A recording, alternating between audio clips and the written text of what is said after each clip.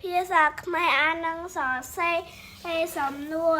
មួយតើមេមន់បណ្ដាកូននរចំណីនៅឯណាមេមន់បណ្ដាកូននរចំណីនៅក្រោយផ្ទះ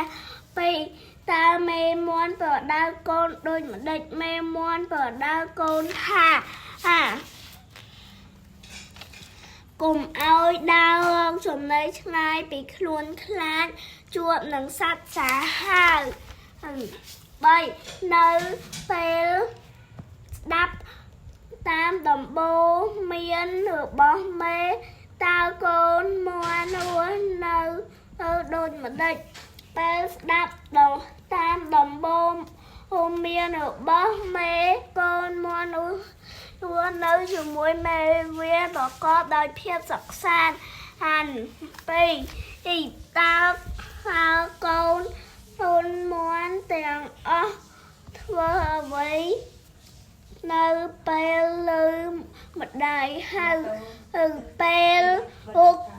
តើភាពណាដែលមានចំណងជើងត្រឹមត្រូវកូនមាន់រត់មករកមេវាតើកូនមាន់ទាំងអស់ជាសត្វដូចម្ដេចចូលជើចម្លើយសំសកូនមាន់ទាំងអស់ជាសត្វហាត់ស្ដាប់ដំបូន្មាន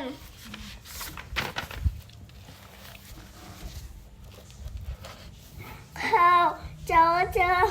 ពាក្យក្នុងប្រអប់ទៅបំពេញល្បះខាងក្រោមឲ្យបានត្រឹមត្រូវភ័យសិក្សាចំណីដើរ1មេបណ្ដាកូននរចំណីនៅក្រោយភូមិពេលកូន